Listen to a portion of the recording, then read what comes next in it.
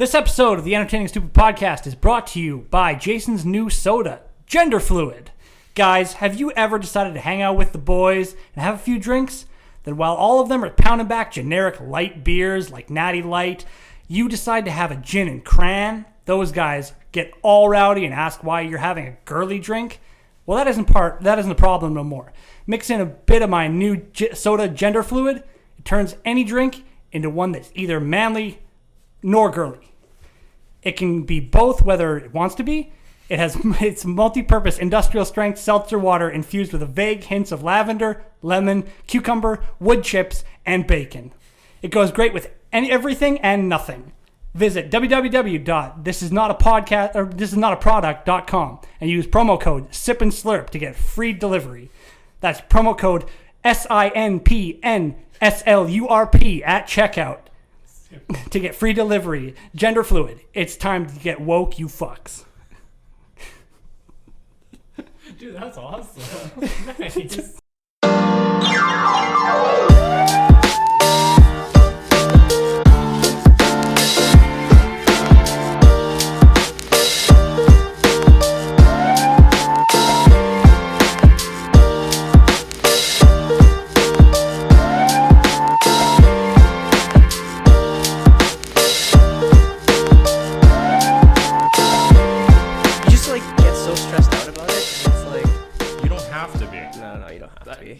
That's not the point of life. I mean, find something that keeps you happy, pays you well enough to do other shit. I don't know, that's it's just like, what do you say, a guy quit last minute or something, quit just before his shift. That's so fucking stupid. I would be like, well, guess the Walmart in Stonebridge isn't getting chips today. Yeah, go get some other fucking lackey to do it. That's what I would do. Yeah. Is that bad? No. That's what managers are supposed to do, right? Yeah. He's and a then manager. the one time you got up at 4 a.m. I'm like, why the fuck do you need to get up at 4 a.m. with chips? I don't get it. It would make the amount of effort Matty puts in. It would make more sense if he owned, if he owned the business. Oh, like how they freelance or whatever. Yeah. If he had performance actually affected most of his income. I can understand putting in all that effort in. But he's paid salary. He gets a bonus, but I mean, and he doesn't get paid. He doesn't get paid overtime, and I don't know if he keeps track of days in lieu of. Earned days off. Yeah, I don't know if he does that. Probably not. I don't know, but it's just. I mean, because I know some people who are I recently talked to this guy who's like, yeah, I work 200. I work 210 hours. That's not something to be bragging about. No, but the guy, I'm not gonna fucking say who it is, but. I'll tell you later, but it's just so? Yeah. Why? There's no point. His job does not require him to work that long. Exactly. Because I've done that. Not 200 hours, but I put maybe 180 in one time. And I'm like, what the fuck for? That means there's an inefficiency somewhere and you're having to catch up on yeah, weekends. and I mean, if you think about it, if you were, because your salary, Matty's salary or whatever, right? Yeah. If you were to pay yourself the overtime, would that better is that cheaper than just hiring another person? That's the thing though. So I get days. Oh, I guess technically I don't know, but I've used up everything. I went to Maui for 3 weeks. Yeah. And I only had 6 days of vacation left, and they're like, well, I guess you just got to bake it up somewhere. Yeah. Right. And I think they took my vacation off because I had got COVID. That's stupid. I don't know how that works because I don't know if there's if I had any sick days left or anything, and. Yeah, and then she was like, yeah, you only have 6 days left. I'm like, oh, fuck. I'll make it up, in the summer, obviously, but I was like, well, that sucks. Yeah. I still got paid what I get paid, which was nice, but I gotta, make that up. Yeah. Welcome to the Entertaining Stupid Podcast. My name is Buddy Jayson. I'm Christian. Yeah, we're just catching up. Yeah. Because I haven't seen Christian in, a month. Yep. Little worn out, little gay, but I got an erection I can't explain. It's a whirlwind. Yeah. Yeah. Yeah, been, those no reason boners are kind of... No reason boners, which is actually, it's you know what, that means you're not low T. Because you get older, you get concerned about testosterone, and you're like, well, at least my balls are still working. Yeah, but I mean, we're not even 30 yet, so... I'm getting there. I'm pretty much 30 now. Okay. And people tell me that I'm 30. My mom tells me I'm 30 all the time. Only in the context of hey, you probably shouldn't do that anymore because you're 30. You're skateboarding. Yeah, but the stupid thing is she broke her fucking wrist. like completely like at crossmount too. She was skating on the ice. Yeah. She's not an experienced skater at all. And the pond is obviously, it's a pond, right? Yeah. So it's super uneven. Yeah. And she went out for one more run before they're about to leave, and she fell and just snapped her wrist like a week and a half or 2 weeks before she was supposed to go to Maui. So she got a cast done. They took an X-ray. They're like, "Ooh, you might need surgery on that." She's like, "I'm not giving up Maui for this, right?" She goes to Maui. She's there for a week. She gets an X-ray done. Yeah. And it moved. Ooh. So I was in Virginia, and my sister texted me and said, "Oh, mom's coming home for surgery." So I had to like take her and take care of her for a bit before I left. And then she got back to Maui like 2 days before I left. Oh, okay. So yeah, but I guess that was, I don't know why I told you that, but the point is like she's just been so depressed. It's actually kind of funny, like, because she's getting older, and she'll phone my sisters just to complain about her wrist when my other sister's got like, she's got 2 kids. Yeah. She's taking care of, right? Yeah. And I'm like, well, that's what happens. Like, I've never hurt myself that bad skateboarding. No, never. No, you tweak It's an ankle injury, or I have like wrist injuries, but I don't think it's ever been broken. You've never had to get surgery on it. No. But she's also like 54, so that's when slip and falls kind of. Yeah, that's when that's like, and I don't think she's used to falling. Like when you skateboard, you learn how to fall, and it's almost. It's circular, like you wanna roll. No, but it's not even that. Your brain doesn't. When you start skateboarding young as a kid, or do anything where you can fall, your body just knows how to do it instantly when you're in the air, right? So if I try to do a nose grind and I just completely whiff it and miss, I know my body just will instinctively turn to land on my shoulder. Yeah, because my wrists are my wrists are so bad. Yeah, sticking your hand out and yeah. So I learned how to fall, right? But she doesn't, and she just put her entire weight onto it. Yeah. But she's in Maui right now. It's funny because when she got there, she was sitting there doing her exercises with her hand with the biggest frown on her face. And I'm like, "Mom, you're in Maui." Like, she's like, "But I can't go snorkeling. I can't do this. I can't do that." My dad even flew her first class there and back. So like, Yeah. Yeah. All right. So you went to Virginia for CiderCon first. Oh God. How was that? What a fucking dump. Really? And I'm sorry if there's no listeners in Virginia, but there ever is. Yeah. Move. Please just move. You have so many better options. I got there. Okay. So when I went to CiderCon in Oakland in 2020, it's before the pandemic. Yeah. We were staying in downtown Oakland, and that's where the convention was, in the hotel. So we just stayed at the hotel. It was just me and our GM, and the hotel was $2,000 US a person for the 5 days. So you're already $4,000 US. Yeah. And then not including flights, the actual cost of the conference. I think it was like a $10,000-$12,000 trip for 2 people for 5 days. That's a lot of money. Yeah. So this time around, we're bringing Giovanni, and there's 3 people now. I'm like, okay, so if we get 3 separate rooms, that's gonna be like what, $6,000? Yeah. Around there, assuming that it's around the same rate. Yeah. I actually didn't look at how much it cost for a hotel at the Richmond Marriott, but I assumed it'd be something similar.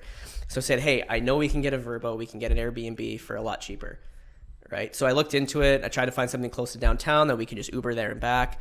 I found a place. It was $1,600 all in for a big 3-bedroom house. Yeah, for the entire time there. Yeah, and I street viewed it. I looked at it. I'm like, it doesn't look like a bad neighborhood. And I do my due diligence. I type in top 10 worst neighborhoods in Richmond. Yeah. Right. And I was staying in a place called Union Hill, and that wasn't even on the list at all. Right? Good. So I'm like, okay, great. This is great, right? House, blah blah blah. We get to Virginia. We land. We get in an Uber, and we've got this big black lady. Hey. Okay. Right? Because that's most of the population is heavy African American, right? And we're driving, and we started getting kind of closer to where we're going. And she's like, wait, what neighborhood y'all in again? I'm like, Union Hill. She's like, ooh. And I'm like, what? And then immediately Liam and Giovanni all turn and look at me at the same time because I booked everything, right? Yeah. And I'm like, my heart's racing. So I'm like, did I fuck up? Because we're driving past, and there's businesses that have been burnt out. There's fucking plywood on the windows. There's dudes in just undershirts drinking malt liquor in the middle of winter just on the street. And it's like driving down Alphabet Soup. Yeah, it wasn't great. But the thing is, I think a lot of these cities in the States, especially this is true for Atlanta, is that there's no defined good and bad area like there is in Saskatoon, where it's mostly if you go west of 20th Street, take a line all the way up Idlewild and just everything to the west is generally like a little more sketchier than some say where we are on the east side. Yeah. But all these places are super spread out. So in places like Atlanta and Richmond, you can be driving. It's a good neighborhood, like probably like 7-figure houses, like high 6-figure, low 7-figure houses, and then all of a sudden you're just in the ghetto, and there's projects, right? It's just all kind of mixed in, right? So we're driving, and she's like, "Oh, I don't think I'd go out at night if I was you guys, right?" Yeah. And these two are beside me are getting mad now. Like there's like, really? They're like, yeah, there's always something going on. And she said, because the houses in Richmond, they're pretty, I don't want to say colonial period, but they're all kind of old, probably 150 years old-ish, right? And they're all really close together. So these alleyways in between each house. Oh, yeah. Like kind of crevices, right? And she said that, you see these crevices here? There's always somebody in there. She's like, they're always watching. That's what she said to us. Someone's always watching, right? And then we get into the house. And actually, before that, I turn my data on and I get a message from our host. Yep.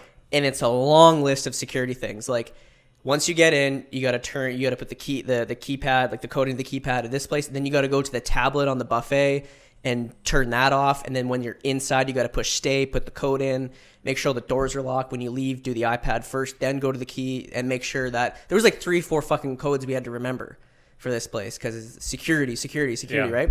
And the first night, like we've been traveling all day, we had to take like 4 or 5 different, not 5, but like 4 different flights to get there, right? So we're tired, we're hungry. My plan with the house was we're gonna cook our own food. Yeah. And we don't have a car, we don't want to Uber, so I'm like, oh, like delivery is a big thing here for groceries.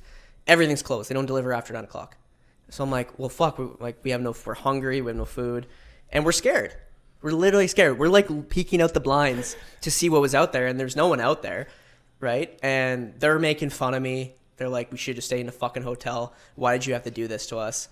And I said, hey, I was just trying to save some money and give us some more space. Like, it was a nice house, right? Yeah.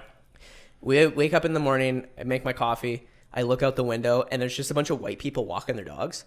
I'm like, that woman's full of fucking shit, right? And then we even tell some other people throughout the week where we're staying. They're like, yeah, you're fine. But then other people would be like, oh, that area, hey? And we're like, what the fuck is happening? Why is there not a consensus on this area? But there was one time on our last night, on the Friday, we went back because we had to get up early, go to the airport. So we just ordered pizza. And we had our blinds open, right? We're eating pizza. We get a knock at the door, right? And I'm like, what the fuck? So I'm like, Johnny, go answer the door, right? So they answer the door, and the woman's like, I'm not gonna hurt you. I'm just looking for some food. You guys got some food, right? She saw us eating in the window, right? So I'm like, damn, right? One of the motherfuckers I was with had a piece of pizza in his hand that was half eaten, and he gives it to her, tries to give it to her, and she goes, can I have one you haven't eaten? And I'm like, oh my god. I'm like, Giovanni, go get her. It wasn't anyway. I'm like, Giovanni, go get her a fucking piece of pizza. Just give it to her. Yeah. Right? And then she says thank you and then leaves. That's like the only thing that happened. That someone came up, saw us eating, and, which is like sad. But the whole Richmond experience, I don't know. Like, it's a big cider region. That's why we went there. But it's like, it's a dumpier version of Saskatoon. That's not that's... It sucks. Like, I wouldn't go back unless it was cider related. The food was terrible the entire time we were there. I tried to find some good spots to eat, and it just didn't happen. Like, I found this place called Capital Waffle House in the middle of downtown. I'm like, oh shit, we can go get breakfast and then walk to the hotel after. We get there, and it's the thinnest fucking waffles with the dumpiest fried chicken, and they put like powdered sugar on it or some shit, and then they hand it to you in this what you would get at a carnival, like one of those kind of rectangle trays. You get like Mexi fries or something. Yeah, like the paper trays or whatever. Kind of. And I'm like, oh man, this sucks. And I was bloated. And so it's kind of like it looked like a hot dog. Yeah, kind of like those kind of things. And I'm like, oh man, this sucks. And then a couple days ago, I'm listening to a podcast. It's called We Might Be Drunk with Mark Normand and Sam Morrell. And they were talking about the best Jewish deli they've ever been to is in Richmond, Virginia, called Pearlie's. And I'm like, where the fuck is that? And I look it up on Google, and it was around the corner from from the hotel that we had the conference at. And I was like, how did this not show up when I typed in restaurants around or near me, right? Yeah. But other than that, it was cool. I learned some cider stuff, and I took a bus tour, right? And so we signed up for tours beforehand. Liam kind of dealt with all that. And you just get on a bus and you go, right? So Giovanni and Liam went on a tour just around Richmond to different cideries and breweries and stuff. And I was on one called Nelson County Tour, right? I don't expect much. I get a Starbucks, I sit in the bus, we start going. And about 20 minutes into the ride, I'm like, man, I got to piss bad, like super bad. And then an hour goes by and I'm like, where the fuck are we going? Seriously, I'm like, where the fuck are we? And good thing Google Maps works offline. Like it just uses your GPS. It saves the map and then it just... No. It uses your cell towers to okay. triangulate your location, right? And so I'm like, look, I'm scrolling. Actually, I had bought data too, I think, just for that trip. And I'm like, where the fuck? And I type in Nelson County, and then the map just shifts super far to this like one square, you know? And I'm like, that's 2 hours away. I was still an hour out, and I had to piss so bad this entire time. And there was this jackass in front of me from Vermont, and he was talking so loud. Like that's the thing I don't get about Americans. They have this modulated voice. I don't know if you've ever noticed that. You go in public, you sit down. You know, we're only talking a little louder because of the podcast, but if we went out for supper, you know, we talk pretty like normal like this, right? Yeah. Like we're having a conversation. But this guy's like, man, my girlfriend, she just wants to hang out all the time. I got to date less independent women. Or, yeah, like, I guess more independent? Yeah, I got to date more independent women. And I'm like, everyone can fucking hear this. And it was pretty hot in the bus, and I started kind of sweating. And then he's, like, looking around. He's like, is anyone else really hot around here? And he, like, stands up and, like, turns his head around and says, hey, how you guys feeling back there? You guys feeling pretty hot? And someone's like, yeah, it's like, you know, it's kind of hot. And he turns around to the bus driver and goes, hey, can you turn the temperature down a little? Like, just, you can picture him. Yeah. Just the most obnoxious guy, right? And I was like, I fucking hate this guy. Like, I want to kick the back of his seat in. That's how I feel. And then on the way back, we had spent all day at Nelson County. You know, I'm tired. It's 2 hours back. I'm trying to get some sleep. I put my chair back. You know, I'm starting to drift into like a nice kind of trance, right?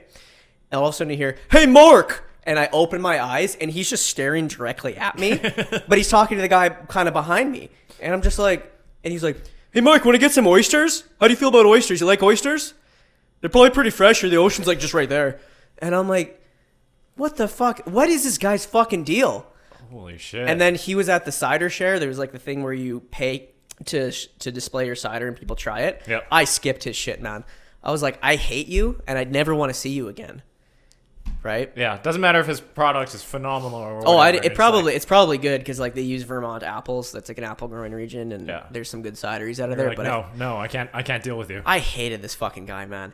And I learned everything I need to know about him in that journey. And he kept sitting in front of me. I'm like, man, anyway. But I met these fucking badasses from Wyoming. Okay. Right, and I think it's because like Wyoming and Saskatchewan are pretty similar, not in like geography, but I guess kind of geography, like where we're located, we're kind of in the middle of our respective countries. Yeah, it's like the Midwest, right? Yeah, and there's no cider there. Like they have a family farm that they want to try and make cider with. And these brothers are fucking hilarious. I love them, right? We went out for supper and beers the one night, and he just told like all these fucking frat stories because he was in a fraternity, right? But anyway, he at the cider share, he was super drunk, and he walked up to the Angry Orchard booth. Yeah. And he said, and the Angry Orchard guys are like, hey, how's it going? And he's like, you know that everyone here hates you, right? and they got really mad at him. Like they don't understand why he would say something like that. It's like these Angry Orchard guys, they can't be like, how could you say that? How could you say that about our product? And it's kind of true. There's like a kind of like a unified hatred for Angry Orchard. Yeah. Because they're kind of the antithesis of what everyone else does. They went super commercial. They got bought out by Sam Adams, and whatnot. So like their craftiness is not really there anymore. They're just kind of mass producing.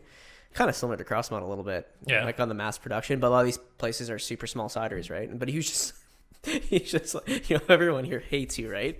And I started laughing so hard when he told me that, and he's not even trying to be funny; he was just telling them, which was great. But sorry, I feel like I'm just kind of going off. Oh no, overall, it was like pretty funny. Like, you know, Giovanni and Liam, they fucking pissed me off the entire time. They kept bugging me about this place we rented. Yeah. And I'm like, you know what? Next time you guys can fucking plan this shit. I don't want to do it anymore. You know, so they can go through all the hassle. Yeah, not a lot of good looking girls there. There was like one or two that were fucking hot, and one of them is like a fermentation specialist that comes from. She works for Scott Labs. No, Fermentus. It's called Fermentus. And this same guy who went up to Angry Orchard, he was in the same seminar as me, so we did a tasting, right? Yeah. And the way they did it is you scan on. They have how do I describe it? So it's a tasting, and there's different faults, and there's different flavor combinations or just certain characteristics of the cider. Yeah. And she would go through them, and on the PowerPoint presentation, there's a QR code, and you scan it, and you do it's like a survey, right? And you give your answer of what you feel it is like, and you can leave comments and whatnot, and then she'll be like, oh, 75% of you guys said this about it, or you thought it, or 25% of you guys thought this. Yeah, or, 1% thinks it tastes like bubblegum. Yeah, someone would have said, someone in the comments was like, I thought it tastes more like this. I didn't, This fucking guy, this guy Nate, how do I describe this? So at one point she chuckled on stage, and we didn't know, I was like, okay, that's weird. And then later I found out that Nate asked her if she was single. And the thing is, it doesn't actually tell you, it's anonymous, right? Yeah. It doesn't have your name attached. And he just, are you single? And it made her laugh. I think that's what made her laugh. So I thought that was pretty funny. She was pretty fucking hot. She's like French or something. Talked to her a few times, but yeah, I'm trying to think of what else fucking, oh my God. We used a lot of Lyft because there's not a lot of Uber there. Yeah. Lyft is bigger. Yeah, there's certain segments. And it's cheaper. It's way cheaper. Is it? Oh, okay, exponentially cheaper and way easier. Yeah, there's these drivers sometimes are fucking hilarious. We had this guy, I don't remember what his name was, but he looked like a Virginian version of Santa Claus, which is like worse. Okay. Minus the wife, right? Yeah. And the dumbass next to me, one of my guys, who's like, he always asks, so what's a good place? What's a good ballin' place around here? Like, what's a good place to go eat? Right? And it's just like super forced conversation. I'm like, oh man, Liam, just don't talk. Anyway, and this guy's like, oh, my favorite, I like Golden Corral. It's like a Golden Corral. And I'm like, Liam's like, oh, sick. What's that like? And I know what the Golden Corral is. Yeah. He doesn't. Yeah. I'm like, Liam, it's a buffet. It's a fucking buffet. It's like a Smitty's, right? And then Liam's like, so what kind of stuff do you like there? He's like, oh, they got all types of stuff. They got the ribs, and they got the meatloaf, and they got the greens. He's like, for $10.95, oh, you just eat all you want. And he was dead serious as a recommendation. I'm just laughing at myself. I'm like, man, this is fucking insane. This place. It's definitely like, I was there for like a day, and I was like, get me out of here. So yeah. In a nutshell, that was my Virginia experience. Cool. Yeah. And then I went to Maui. I came back for a day and then went to Maui after. Yeah, and then you got your deserved vacation, what you really wanted. Yeah. Oh my goodness. I was really, actually, I have a story even going to Virginia. I almost didn't get let on the plane in Toronto. Why? So I got COVID at the end of January. Yeah. Right? Yeah. And the isolation, so the way I actually got it at the perfect time. If I would have got a day later, I would have been fucked, because apparently provincial regulations is five days isolation. Yeah. But federal is 10. Ooh. Right? Yeah. And I was at day 11 trying to board this flight from Toronto to New York. Yeah. And the Delta agent's like, I can't let you on. And I'm like, what? And I gave her because I have my doctor's note, I have my positive test. And she says, "Oh, it says that in my doctor's note. It says you're not infectious and healthy. It has to say approved for travel." Right? And this woman was so mean. She was the worst. She was like trying to get us to fill a survey, and Giovanni just wasn't doing it. And she started getting mad at Giovanni, and she just wasn't helpful at all. Right? And she pulls out her laminated card saying it's got to say this, and she's pointing at approved for travel. I'm like, fuck's sake. So I had to phone my doctor. Yeah. Right? And say, I phoned actually the receptionist pick up, and I said, hey, Wendy, this is the situation. I've been going to this same place forever, right? So I'm like, hey, Wendy, this situation, the letter that a doctor gave me is no good. I need one, exactly the same one, except it just says approved for travel. Approved for travel. That is it. In 30 seconds, I got it in my email. Oh, God. Right? But the crazy thing is, I boarded the Saskatoon-Toronto flight at 7 in the morning.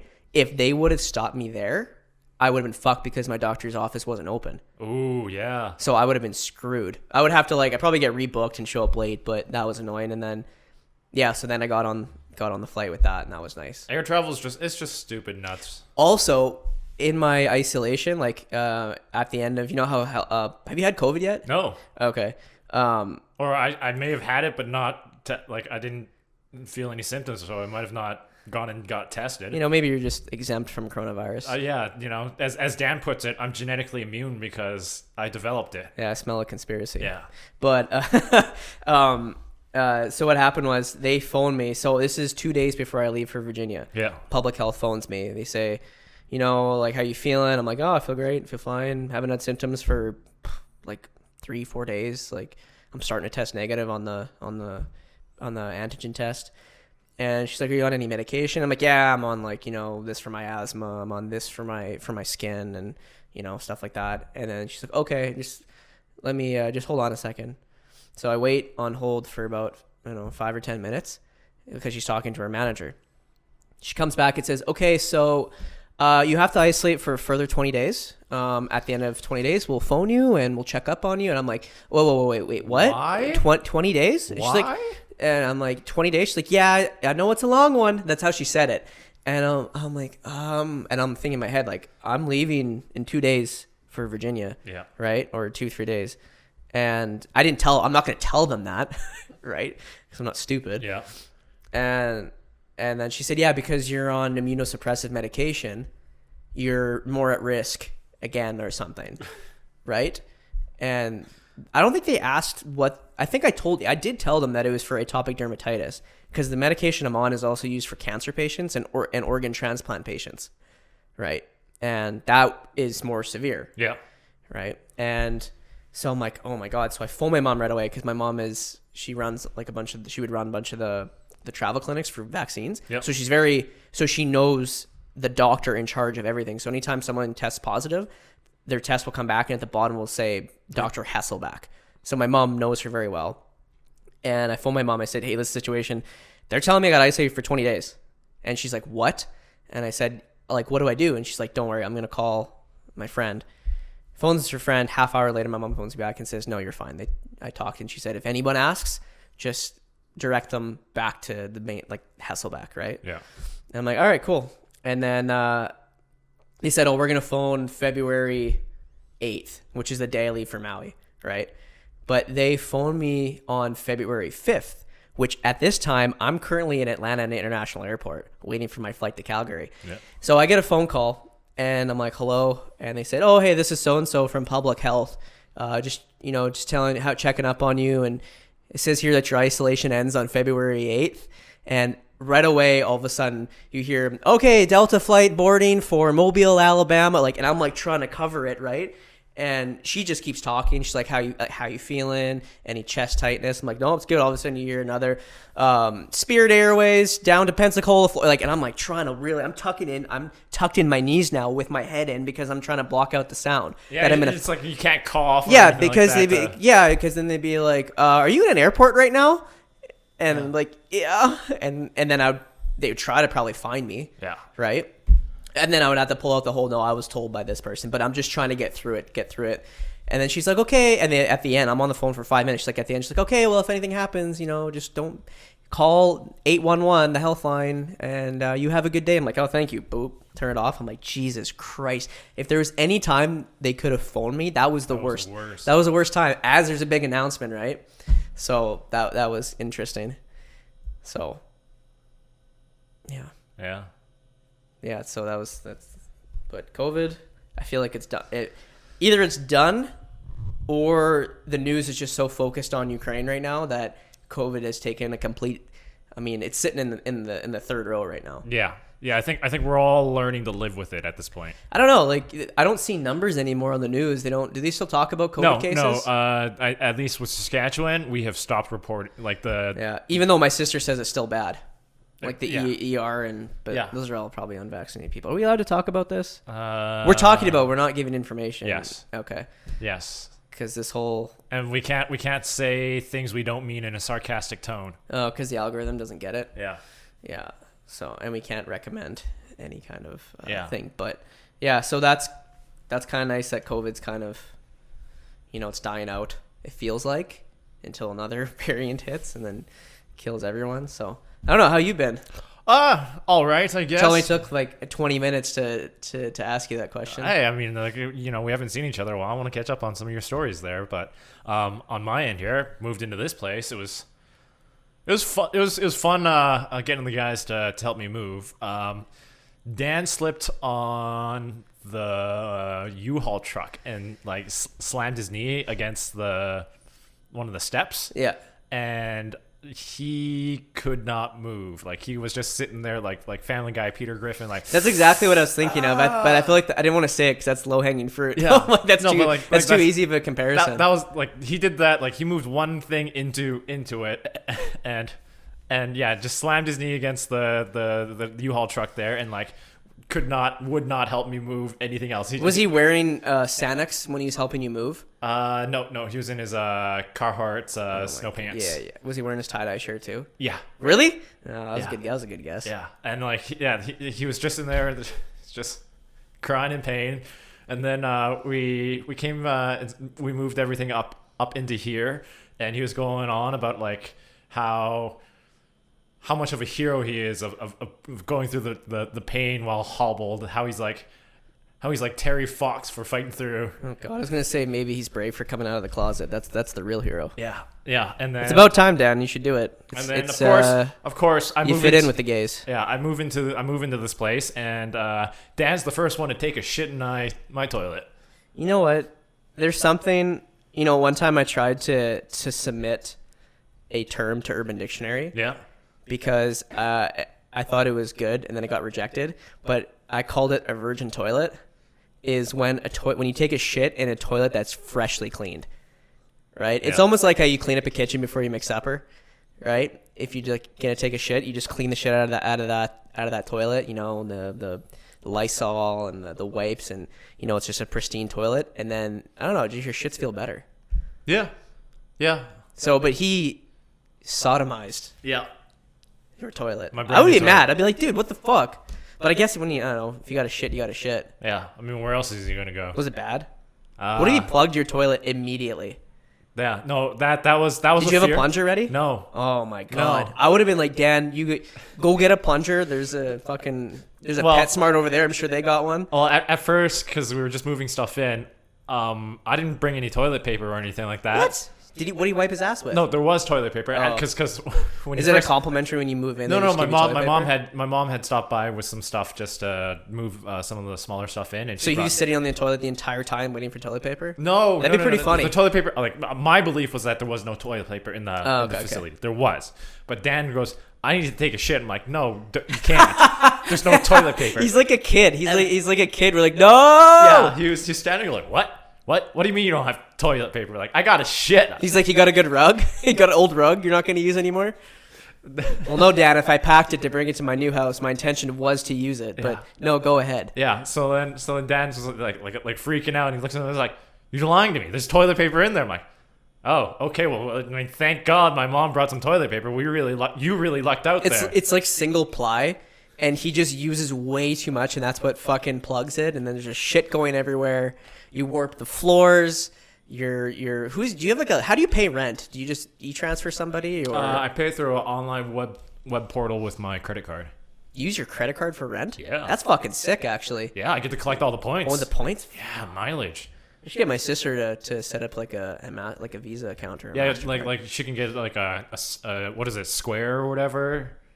Oh, I guess that would be actually kind of sick, but she'd probably say no, unfortunately. But that's pretty cool though. Yeah, and then other than that, So wait, how did that situation get resolved? He just wiped his ass, flushed, and he was all good? Yeah. It was all fine, and then he closed the door with the fan on. He's like, "Don't go in there for like 20 minutes." Well, the size of this place, is it a strong fan? There's nothing worse than a bathroom that has a weak ass fan where it's barely hanging on, and it's like, that's just for show. That doesn't work. Yeah, no, it's pretty good here. Okay, good. Yeah. Other than that, because when you have a girl over and you got to take a shit, that fan is your best friend. Yeah. Because you want it loud so you don't hear you want it loud. Have you ever been to a girl's house where they go to the bathroom and they run the sink? Yeah. It's weird. Yeah. I find white people do that a lot. Yeah, I don't know. They have shame. They have their shame in their bodily function. I think actually I've seen products where it's called a brown noise machine for your bathroom, and it's supposed to play like sounds to over like so that people don't hear you taking a shit. Is this a product you buy? Yeah. That's so dumb, because what stops you from just putting a Bluetooth speaker in there? Have you ever been? There's a lot of restaurants. I went to a restaurant in Calgary, and it was some nice Italian place, and they were blaring the Italian music in there in the bathroom, which I appreciate. Even if I'm only taking a piss, it's kind of nice. Yeah. You know, because sometimes, for some reason, as I get older, I don't know why, but I'll go to the bathroom, and then there'll be like a guy next to me, and then I can't piss, and I really gotta use my mind to be like, all right, just fucking go, right? Because once you stand there for too long and nothing's coming out, It's awkward. It gets weirder and weirder as time goes on, and then you just have to decide, do I double down and just shit in the urinal now? And then you just end up getting a trickle out, and you're like, oh, that's good enough. Yeah. That warranted it. Yeah. Go to the bathroom. So Yeah, just do a little quick shake, wash your hands, and get out of there. I don't even wash my hands. No, I'm just kidding. I saw a guy do that once. Where did I see that? Oh, that was in Virginia. I was at a bar, and this guy just like came out of the bathroom after rocking a shit and just didn't even look at the sink. He just went out the door, and I'm like, oh, I don't even want to be here anymore. Like, I don't know what things he's touched. I watched him the entire night to see what he was touching, and I was like, oh. He had a girlfriend. I'm like, how? Ugh. How? Maybe she doesn't wipe either. Maybe she doesn't wash her hands. Maybe she doesn't wipe, but she washes her hands. Maybe she's just into that. Yeah, it's Virginia. You never know. Yeah. But anyway, so did you have like a apartment warming party or like? Well, I mean, technically, I would say when Stefan came over for the podcast was when I had everybody sort of hang out. Oh yeah. Yeah. Oh yeah, you filmed over there. Yeah. We filmed Wait, over. so if there's more than 2 people, there's people that got to sit over there. Yeah, so That's kind of fun though. yeah, It's kinda fun. It's a different set, and I bought brand new couches and whatnot. Right, Stefan started leaning on some of it, and you can hear the brand new wood like creaking and like cracking. Stefan's like freaking out. He's like, "What the fuck is going on?" I'm like, "Yeah, maybe that's a sign, Stefan. yeah." Lay off the baklava, maybe, and those kebabs or what was it, Slovaki?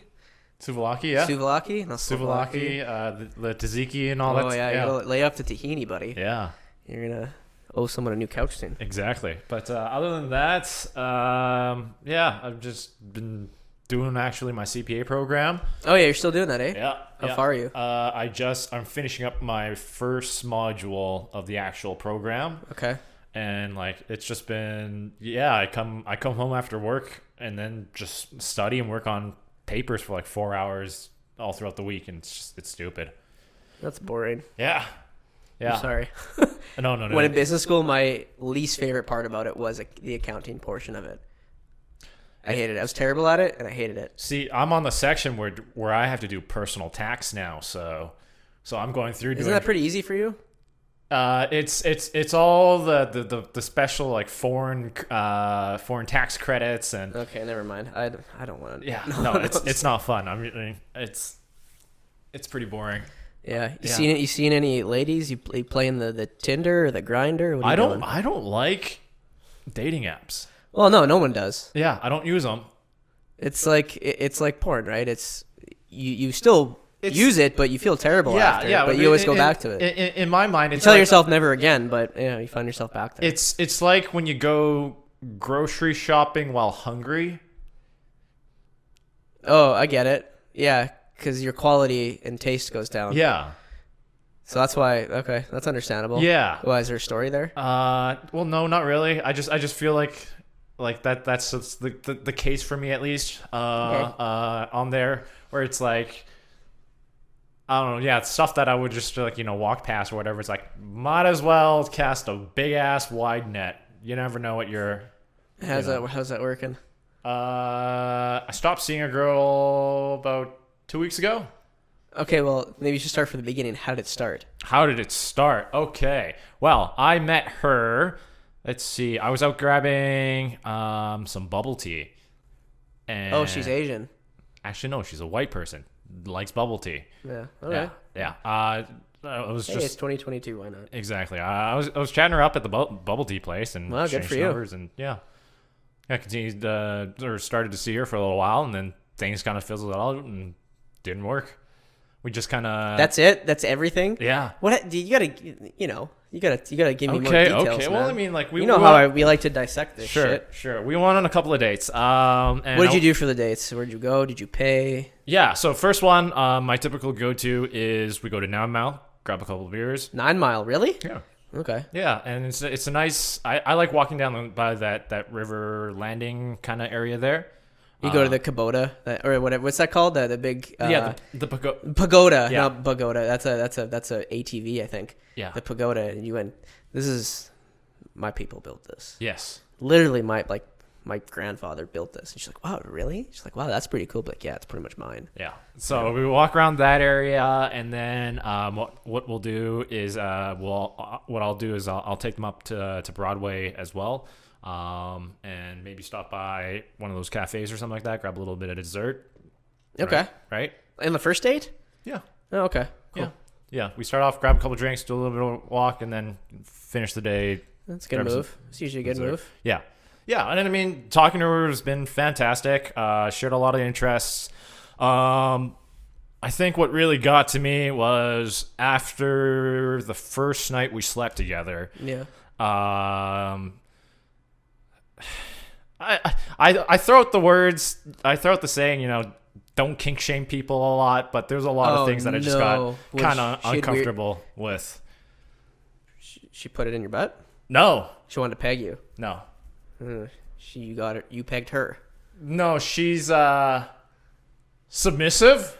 That's not a bad thing. That's not She likes feet in her mouth. being choked out.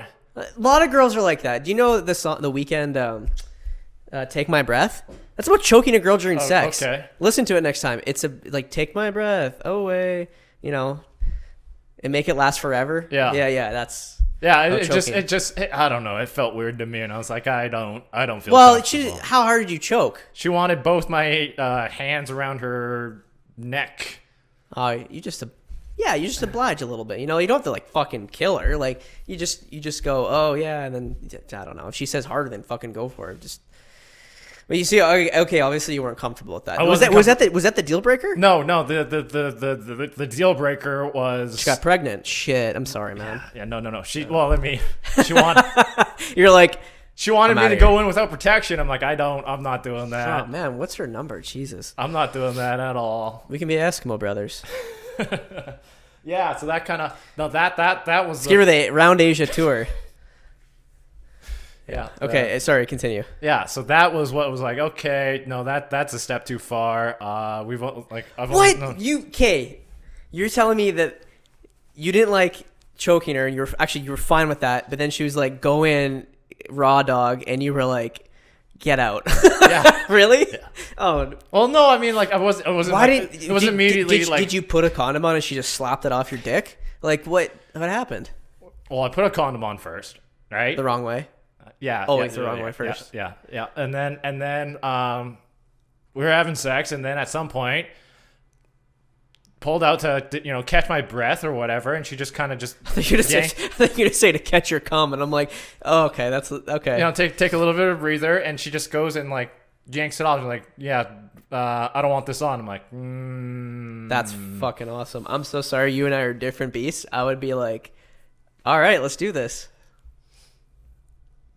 Yeah. So there's, it was just that moment. Like, okay, I do not feel comfortable doing this. What? You should have been like, hey, I get you like that, but it doesn't make me feel comfortable. Did you say that at all? Or yeah. And then she was like, she calls you, she's like, you fucking pussy. You fucking pussy. You dump it in me or you're a bitch. I'm like, Then she becomes the dom in that scenario. And starts that'd be so funny. That'd That'd be kind of a funny bit. Like, you know how there's bipolar? Yeah. But there's a girl who just switches from submissive to dominant, but either at the most unexpected times or at the worst times. She was like, oh, put a finger in my ass, right? And you're about to do it, and then she just fucking takes her thumb and flips you over and puts it up your ass and tugs on your balls and until you start fucking tearing up, and that's the only way you're gonna get out of it. That's how you tap out, is you start crying. no safety words. Just No, there's tears. no safety words. It's tears. So it's up to you, man. Yeah. So okay, so she obviously did she sleep over or did she left? No, this was at her place. Oh, it's at her place. So you left. Yeah. And then you just were like, I'm good. Like she texted you like, hey, let's hang out, and you're like, no, your whole like sans condom thing is just not doing it for me. Well, no, because I mean, Or did you say, I like- did the adult thing and I explained it to her, like, hey, I didn't feel comfortable doing this stuff. Here are my reasonings why. She says pussy at a period at the end. Yeah. Really? That's No, what no, happened? No. Okay. No, she understood, and we've kind of just like slowly backed up from everything a little bit, Okay. right? And that's I guess where it is right now, Okay. right? Cool. Yeah. So you're still talking to her? Every so often, yes. So do you like her? No, you don't. Yeah. Yeah, you don't. That pause don't- there is enough, right? Yeah, you don't Yeah. like her, which is fair. Yeah. So, yeah, women, man, they just better than being gay, I guess. Fuck, I don't know. So, you remember that girl that I was hanging out with? Yep. And then she fucking friend zoned me, and I'm out of nowhere, and I'm like, all right, that's cool. I'm convinced I didn't do anything wrong. I like how I'm just like telling you this now, like since we're on the topic. We're on the topic. Let's just. It's for the keep record. going. You Yeah. didn't ask, but I'm Yeah. just telling you, right? Yeah. I'm like, I didn't do anything wrong. I fucking, was perfect. And then I didn't talk to her. And then at the end of January, she commented on one of my Snapchats or whatever. So I take that as she's reaching back out. So we talk, like exchange, like, Pleasantries. Hi, yeah. how are you? And then I said, hey, we should get together soon, and you should come over to my, because if there's a girl who's coming back in my life, I'm not gonna fucking meet them out anywhere, especially if they're the one who fucking dumped me. Yeah. Right. So yeah. You want. the furthest I'm gonna go for them is wherever I am, my house to the front door. That's the furthest I'm gonna go for them. Right. I said, hey, you should come over and we'll make like a Thai curry, because I think we were talking about that. And she's like, oh, that sounds awesome. And we had a date planned, and then I got COVID. The day before she was supposed to come over. I'm like, fuck. Right. And I'm like, hey, just got COVID. Can we like schedule for next week? She's like, yeah, sure. Right. 5 days are over. On the 6th day, my little sister gets COVID. Oh. And then I'm like, fuck. Right. Yeah. And then I was like, oh, well, I can still hang out at your place. Like, cause I can't carry it. Right. She gets COVID. Right. And I'm like, I'm going to Virginia. Like, I'm gone for a month. And I said, hey, we should, this sucks, but we should do something when I get back. And then she's like, yeah, for sure. And then on Saturday, I messaged her. Yeah. And I said, hey, how's it going? And she replied with, oh, I'm doing pretty good. Just so you know, I just met someone and we're exclusive. Best of luck. It was like, I was tempted to be like, hey, I wasn't even asked to hang out. I was just going to see how you are. Yeah. You didn't have to fucking throw that at me. Yeah. And I was like, what the fuck? How did she just fucking meet someone in a month and decide to be exclusive? Well, Unless it's a lie and she just doesn't want to hang out with me, which is like, hey, that's fair. That's that's up to you. maybe she was getting thirsty, and that's why she reached out to you again. And No, she's not the thirst type. okay. That's the thing, though. She's not like me at all in that regard. Okay, If I 'cause get I'm- thirsty, I'm saying in my mind it could be the case where she's thirsty as fuck, reaches out to you, can't get a hold of you, moves on to the next available person, and then it turns out. Yeah, probably. But I was like, you know what? Fine. Like you're fucking 31, 32. Get your shit together. I don't understand why she needs to qualify that statement with I'm already seeing this guy. And Oh it's no, exclusive." it was a nice way of telling me to fuck off. Like if I would have said how come, it would have been followed with, hey, just fuck off. That's what it was. So I was like, you know what, fuck this. I got rid of her Snapchat. I got rid of our Facebook thing. Like I don't want to see it. Yeah. Because I really like this girl. I don't want to see her with some fucking white guy. Like that's probably the guy. I can just see the guy that she's dating. He's probably like 5'8". No offense, he's probably an accountant. Has really bad eyes, kind of a dad bod. His weakness is cupcakes for sure. He has a gym membership, but he never goes. And she likes to commiserate with that because she's the same way. Okay. Right? You're She has a weakness for Taco Bell. Yeah. And even, talk about red flags and stuff and stuff that turns you off. When she told me how much Taco Bell she ate, I was like, at first I was like, I bet her shit smell awful. And I'm like, oh, how do you like process that? Like, I was just kind of grossed out by that. Yeah. You get grossed out by having to choke someone and going in raw dog. I get grossed out when someone tells me that they eat too much Taco Bell because I know what your insides look like. Yeah. But anyway, I was like kind of mad about that, and I was like, whatever. But Okay, the white guy you described there sounds exactly like. his name's probably Mark. Yeah, With no, not a K, it's a C. Sounds exactly like my His name's like Mark Andre. senior financial analyst. There you go. Fucking basic, because I kind of figured this out. This is kind of a fucked up thing, but maybe you can attest to this. Okay.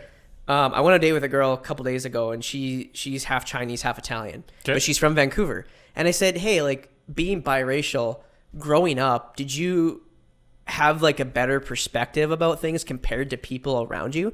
And then when I say perspective, I mean perspective on culture, right? Because when you're part of two different worlds, you could probably attest to this, like you're ethnically Chinese, but you're grown up here, yeah. Right? So you're like me, like I'm half Indian, half white. So I grew up with those two sides, and it gives me a better perspective on the cultures around the world because I have more to relate to. Yeah. Compared to someone people I went to school with who, when you ask them what's your ethnicity, they just say, oh, Canadian, because they're found, and or they don't know much about the world around them. Like, for example, I don't know if I ever told this story, but in the 6th grade, we had a book group that once a week you met up and you talked about the chapters you're supposed to read. And one person each week had to bring an item of food, right? So some person brought like fucking chips and dip and I don't know, some other white bullshit. And I really wanted chana masala that day, so curry chickpeas. Yep. So my dad made chana masala, and I brought it, and no one touched it because they're afraid of it. But the thing is, in my brain, I knew no one was going to eat it. And I brought naan bread too. No one touched that, right? And I brought that knowing full well no one's going to eat this. So I get it. This is all mine. Yeah. And that's me being like selfish and being like, you racist fucks get to starve. I've done the same thing too. It's like in grade school or whatever, we're supposed to bring something a dish like from home or whatever, right? Yeah. And like I go to my dad and I go, okay, this is what I would like to bring. And my dad, because he's owned restaurants and stuff like that, he's like, no, we're supposed to bring something that your classmates are going to enjoy. They're not going to like any of this. They're not going to like the braised chicken feet. All right. Oh, okay, that's a little extreme. I wouldn't do something like that because that's just... it was something along those lines, right? It's like no, we're gonna do some dumplings, all right, and we're gonna bring that. Just tell them it's pierogies, they'll eat it. Yeah, exactly. And it's like, okay, like my dad had the foresight, going, no, I know how much you like this, or whatever, but this is for your class. This isn't just for you. Yeah, no, exactly. I mean, I guess where I'm going with that is in the dating when I date people. Especially in Saskatchewan, it's hard because I don't really conform to what people in Saskatchewan. When you think of a Saskatchewan guy, what do you think of? Your roommate Brett. Yeah, exactly. That's exactly what that is, or people like him. Yeah. And I don't enjoy country music. I don't drive a truck. I could care less about the Rush games. You know, I'm not going to drink 15 beer in a night. I don't have a lake. I don't hunt, I don't fish, I don't do any of that shit that a lot of people do here, and I think that throws a lot of women off. I could be completely wrong, but I'm kind of unorthodox in who I am and what I do and where I come from. Yeah.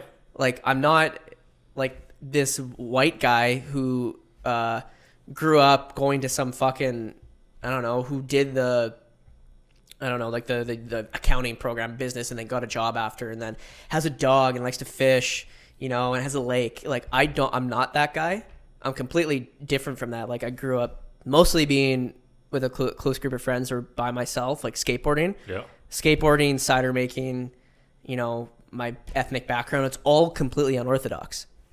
Right? And I think that kind of scares some people because and also like not being able to have pets. Like, I can't have dogs.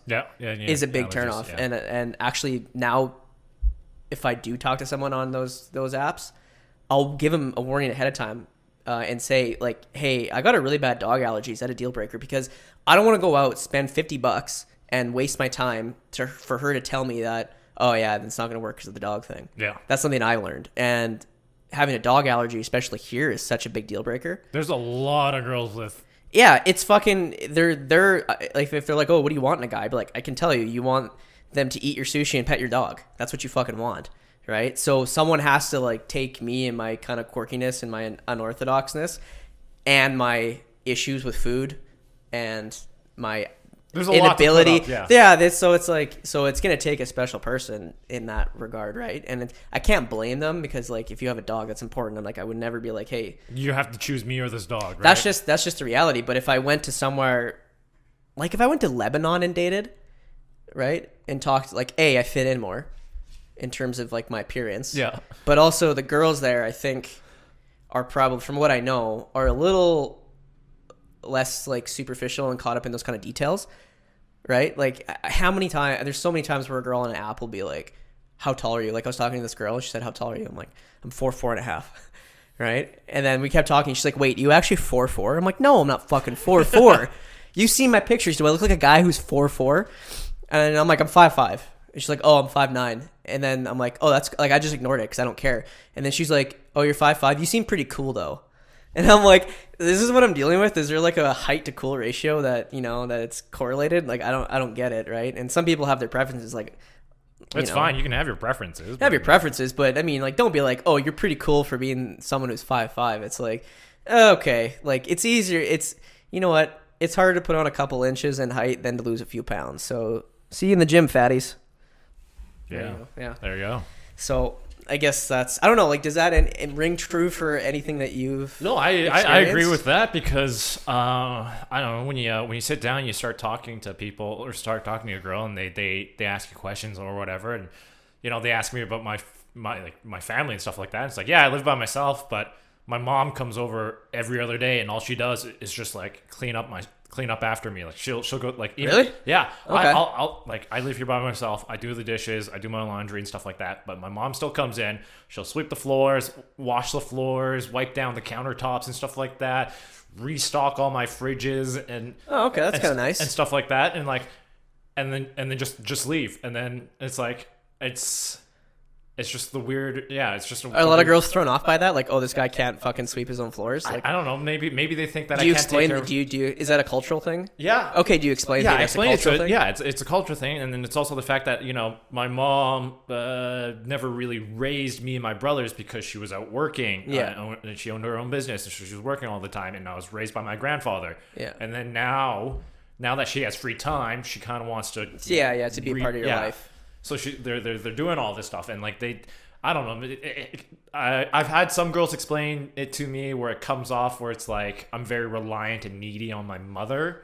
Okay, well, maybe you should like make that a point. Be like, hey, this is like I could do it myself, but this is how she shows her love, and why the fuck not? She does this shit for me, so like, why not? It's like it's not like I expect her to do it. It's not like I can't do it myself. It's just how she shows that she loves me. Yeah. Right. Yeah. Maybe it's my mom tells me I'm socially retarded. That's how she shows her love for me. Yeah. Am I gonna get flagged for that? No. Okay, good. All right. No, who listens to this stuff anyways, right? YouTube, apparently. That's like our only listener. Yeah. Fucking Big Brother. But yeah, so the whole dating thing. Oh my god, that date that I was telling you that went on a couple days ago. Yeah. Fuck, that terrible. It wasn't terrible, but it ended so awkwardly to the point where it might have ruined it. So what happened? So we're having a good time, you know, like she's laughing, and I'm trying to be funny, and you know, that's like the biggest thing is if you can get a girl to laugh and feel comfortable. That's all you need to do in that moment. You don't have to think past that. And so, you know, it's like 11 o'clock at this point on a work night. I'm like, fuck, like, okay, we got to get going. So we walk outside, and she's parked to the left. I'm parked kind of far to the right. And she stops. Like, she doesn't go to her car. She keeps talking to me, right? She's kind of cold. She's got her hands in her pocket. You can tell she, like, but she, so there was a mixed signal. I'm like, does this girl want me to fucking kiss her right now? Right? And I'm like, oh, fuck. And I only had 2 beers, but I'm feeling like a slight buzz. Yeah. Right? And she's got her hands in her pockets, in her jacket pockets, and all of a sudden, I tried to go grab her hand. I extended my hand, and her hand didn't come out. So I just touched her elbow and said, "Oh, stay safe." I was like, "Shit, why did I fucking say that?" And then she kind of had this look on her face, like kind of like a raised an eyebrow. I'm like, "I'm in, drive safe." And then I walked away and I got in my car and I was like, "Fuck, I that could have ruined it." I haven't heard from her. Like I haven't texted her back, but yet. But we'll see if that fucking, I don't know. I was like, that's so fucking awkward. I mean, I woke up this morning. That's the first thing I thought about. I woke up, I'm like, oh fuck, that happened. It's better than, you know, you leaning in for a kiss and her, you know, the head. Yeah, see, that was me sticking my toe in the water to see if I can. If she would have put her hand in my hand, then that's that's a pretty clear indicator that I can, but I wasn't going to lean in. Also, we're at Leopold's, and there's a window full of people right to my left, like right behind me, and kind of to my left. And I'm like, I'm going to save face on this. Like, I'm going to be, because if I come to this bar a lot, a lot of people come to the same bar, right? So I didn't want to be like, hey, I'm walking like, hey, there's that fucking guy, right? That guy who's just terrible with women.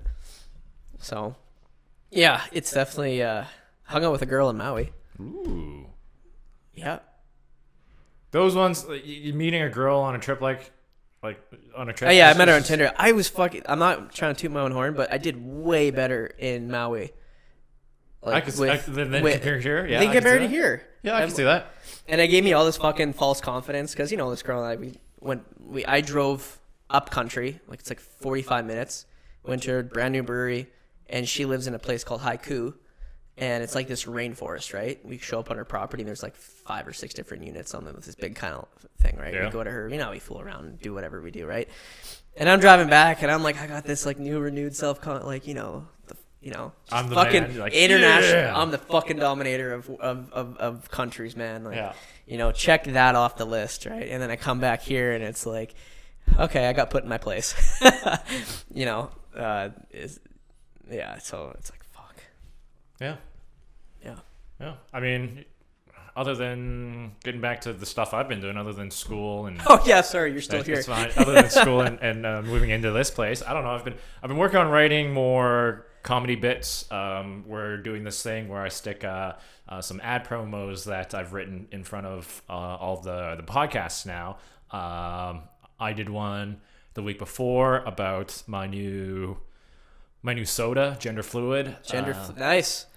I'm excited to hear what you have to say about that. And then I read last week. I got Syl to read the Gender Fluid one too, and then I got Ray to read the Humane Society or Humane Orchards. Yeah, Humane Orchards. Yeah. And then I'm working on a couple of more. I have a peanut snack for you to read. Okay. All right, sweet. Yeah, and then I just got a bunch of other stuff there, and I don't know. I've just been working on refining some of my stand-up bits too. Okay, cool. Yeah. You don't have to like give any away. Well, no, I recorded one like 2 weeks ago or something like that. Yeah. I recorded like 15 minutes worth of. Is that kind of hard if you don't have an audience? Because I know I listen to these comedy podcasts, and when COVID first hit, these comedians were roped into doing Zoom ones, and they said it was tough. Terrible. Yeah, because you have to have to gauge the crowd and whatnot, and I don't know. To me, I took it as practice of me trying to get down my pacing, your timing, and my the details of the stories. Right. Yeah. So I took that as practice, and just got some feedback from some people who've listened to it, and cool. Just keep working on that. Are you gonna take it to stage? I would like to. Yeah. Fuck, I would like to do that too. I thought of a bit. Really, how it's like when I was talking about earlier, saying that girls ask how tall are you? Yeah. I'm like, whoa, that's pretty racist. Play on the white guilt thing, and they're like, how's that racist? I'm like, think about it. If you look up the average heights around the world, anywhere like what the average height in Canada is 5'10". When you think about all the countries that are 5'10" and over, you got Sweden and Finland, the UK, Denmark. It's all these fucking white countries. But if you go and look around India and China and Cambodia, like all these in South America, it's like 5'7", 5'5". I'm actually above average height in India for a guy. I can see that. It's 5'4". Yeah, right? I think in China it's like 5'5" or something. Exactly, like that, right? So it's like, hey, it's telling me you're racist without telling me you're racist, So they just got to figure out a way to say that. But I think it'd be kind of funny because you play on the white guilt, be like, well, I'm not racist. It'd be like, hey, think about it for a second, a second. I think a lot of the stuff I've been doing lately is like, as an Asian person, I've been watching all these white people do things, and they're kind of fucked up. Yeah. Would it be? I wonder if it would be interesting, like, because obviously I'm assuming when you first start doing comedy, you look at yourself, right? And it's like, how can I make fun of myself, or or like the weird stuff your family does. Yeah, it's like your experiences. But I wonder how hard it would be for an Asian person to do a comedy act and not mention anything about being Asian. Yeah, like no Asian stories, nothing Asian related. It'd be tough. It'd be kind of interesting, Yeah, because I mean, like the last the recorded set I just did or whatever. It's like the first one is my dad's poor English. Yeah. Okay. How awful I treat my mom, like how awful me and my brothers show love to my mother. Okay. Oh, are these stories mostly? The first are stories, and then the third one is more of like observation. Oh, okay. How white people make rice. Okay. Yeah. Interesting. Yeah. I don't know how do they make rice. Well, from like as a Chinese person, I have this miracle device called a rice cooker. Yeah, I saw that. Yeah. Oh, like haha, yeah, rice cooker. Yeah, rice cooker there, and it's fantastic. You just plop in the amount of rice you want, you fill it to the line, you press a button, and it's good, right? Yeah. White. The joke I have is that I've seen white people make rice two ways. One is on the stovetop in a saucepan, where they're stirring it like they're making a potion in the 1980s or the 1800s. Yeah. And the second way is they pop a satchel into the microwave, and they microwave it. Okay, can I help you work on this bit? Yeah. It'd be funny to be like, you can tell how white someone is by the rice they buy, right? And to be like, you have a guy who say you're working at a grocery store and you see a guy go for the Rooster brand, sticky rice or something. Like, oh, okay, that guy's got some culture. But the guy who grabs the Uncle Ben's parboiled rice, that's part of my joke. Is like the guy, white people go with Uncle Ben's rice because they go, that's ethnic and enough never for me. like anyone who has any semblance of culture, doesn't buy a box of rice formerly with a black man on it. Yeah, and then it's like right, it's like, their rice is too woke for them. Exactly, and part of the joke is why do you trust a black man to serve you Mexican rice, to serve you Chinese rice? Yeah, you can do that, or you could talk about how like the level of types of rice can be equated to like the level of wokeness. Yeah. Right? Like there's this thing called it's called Land of Lakes. Have you heard of that? No. It's a butter company. It's just in the States. Oh no, yeah. No, right. So they had a just like an indigenous woman on the front, which I don't find a fucking problem with that. It's a person. Yeah. So what, you can only have white people on stuff? Like you're taking away stuff, right? That's how I see it. But it's funny because they removed the Indian, and it's funny. It says they removed the Indian, but they kept the land. And it's just I find it funny. But that'd be funny if you took it from that perspective. Like, you can. And even rice has a certain amount of and it was like, why do you trust a black man to serve you Mexican rice, to serve you Chinese rice, and all that? And like, would you trust Uncle Wong to? Would you buy Uncle Wong's like butter chicken? Would you buy Uncle Wong's jerk chicken? Yeah, like that's what I mean. You can tell a lot about a person by the way how they buy their rice. Like for example, when I worked at Extra Foods, I remember I was in the rice aisle stocking something. This woman comes up behind me and says, "Where's your basmati rice?" And I turn around and my first thought was, "Oh, this woman would not want me to date her daughter." That's how instant you can tell. Yeah. Right? Because they don't even know how to fucking say it right. Yeah. But if the white person comes in and says, "Do you have any basmati rice?" like the way they say it, then it's like, all right, I think you're a little too what's the full of yourself maybe. Yeah. I don't know. There's something to be worked out there, like on the equating to the rice to who buys it. Yeah. It'd be pretty funny. Yeah, there's that that I think I want to work on, and there's some new stuff that when I was out grabbing drinks with Ray and Sil, we were just shooting the shit, and I came up. I think I have something for like curling. Curling? Yeah. Well, how does it start? Well, like to like curling, most people don't view it as a sport. I want to turn it into more of like a deeper Canadian root sport, where it's like instead of like with sweeps, you make it a bit harder. You go down with like a wet mop, or like a vacuum cleaner, and then after like the halftime period where you down a whole keg of beer, you pass out, and it's just Roombas playing the game for you. Oh, okay, all right, yeah. You just gotta work that out. Yeah, or you turn because curling is. Like I feel like I'm not like I'm an expert. Like fuck, I don't go up on stage, but I'm trying to think of what would be funny. Everyone can agree that curling is boring as shit. And people who sit and watch curling and are really into curling, they don't leave their houses. You don't know who they are, right? So it'd be fun if curling started to die, that for any sport that started to die, you just turn it into a drinking game. And that's how you save it. Yeah. Right? Yeah. So the hottest club in town is actually just a curling rink where you can just fuck around kind of thing. So like, I don't know. It's like, creating connections where connections weren't really made before. Yeah. I don't know. That's like how I would see it, I guess. Yeah, and I'm just gonna sit down and workshop a bunch of these stuff. Yeah. I like telling dad stories. Yeah. So like, I'm trying to think. My dad, he kept so forever my dad used to make fun of me for hanging out with girls as a kid. Yeah. Like, to the point where I lied all the time when I was hanging out with girls, and I told him that, and he was like super bummed about it. But then he kept asking me when I was in Maui with him how like Tinder works and stuff. He's like, yeah, but did you guys like know each other before? I'm like, no, you don't. He's like, well, I don't get it. Right? And I'm like, Dad, you need to stop asking me about this. He's very uncomfortable, and I told him because we had a rental car, so I can't just take the rental car and tell him where you're going. Yeah, they tell him where I'm going, right? And I said I was meeting this girl at the beach, and he texted me later. He's like, "Does she want to come for supper?" And I'm like, "No, she doesn't want to come for supper. You know, she probably would want to come for supper, but I don't want her to come for supper." Yeah. Right? And then I got home. He's like, "Oh, it's just a cultural thing. We ask to come for supper." I'm like, "Dad, that has never happened ever. What do you mean it's a cultural thing? You're Canadian." Yeah. I mean, it's also like, yeah, that's a great first date. I'm gonna take this girl to have supper with my parents immediately. I told her my dad's a really good cook. Like he was just making all sorts of recipes, like mostly kebabs. He usually like the barbecue every night, and he's like really good at that. And I was telling her about that. She's like, "Oh, it sounds like really good." Even if I was like, "Yeah, you should come," I'd be like, I was like, "No, you're not." No. I'm having supper with my father, right now. But yeah, I went out with two girls. Okay.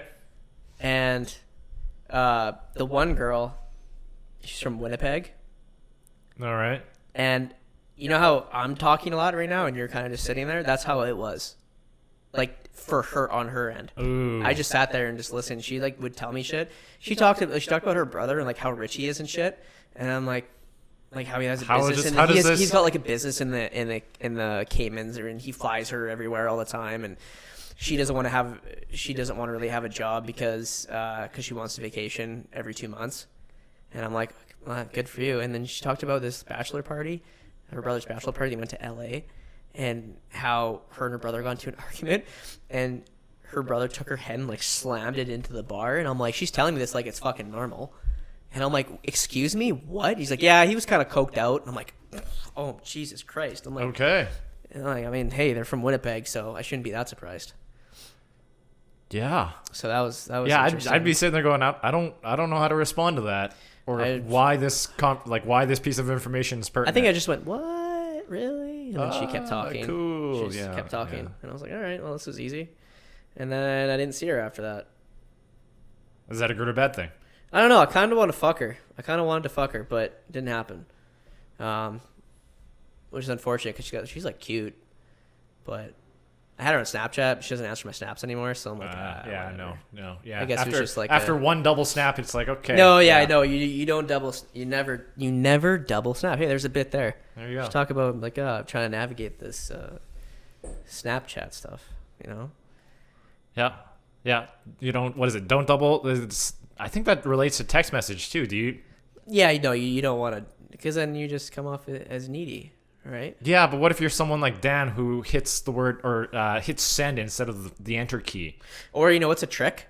If you're just trying to get their attention, trying to get their phone to buzz, you like intentionally make a mistake that you have to asterisk after the message, right? Yeah. And then here's a triple play for you. Okay. So you write something, and you're not really getting much from her, right? Yep. So you text something, intentionally make a grammatical error. It's got an asterisk, and put retype the whole thing with the asterisk. And then if it's a question, forget to put the question mark and then send the question mark again. So it buzzes 3 times. How insane is that? There you go. That's some mental illness right there. Yeah. That's some stalkerish shit. I don't actually do that, but I thought about it, and I'm like, you're playing games there, buddy. A little bit. That is some game playing. Hey, you just got to play the game in front of you. Yeah, because I mean, like, Dan does this thing where he'll text you, but he'll go 3 words in, sends that to you, and then finishes the rest of finishes another third of the sentence. There you go. You'd be like, I'm not a big texter, I prefer telegraphs, actually, but they don't do those anymore. Yeah, no, smoke signals are more my... I went to the Western Union, and now it's a Jugo Juice, so I guess I had to get a phone. Yeah. So, yeah, just got to play the game in front of you, man. That's all you got to do. Yeah. Yeah. So All right. anyway, should we wrap this? Yeah, this yeah. baby up? We'll call that there. Thanks again for coming in. Yeah, Christian. this is you gotta get some art in your walls, man. I borrowed a stud finder. I just got to get the finishing nails. I should show you some of the. Can you just do like a power play move and just get a big landscape picture that takes up half your wall of just like the veiniest dick? Yeah, or like me sprawled like, out. No, not you, just a dick. And then if someone like if you bring a girl over, she's like, "What the fuck is that?" I'd be like, "Funny story about that. I was in Hong Kong and I saved this guy. He almost got hit by a rickshaw." And then someone was dumping their water out the window, and I grabbed him out of the way too. And he was very thankful, so he gifted me with this. He sent it in the mail, and out of respect for him, this is why it's here. Okay. He's like, "You think I'm a crazy person? I wouldn't actually buy this and put that up there." Or like This is one of just those- a reminder of one my of those- time in Hong Kong.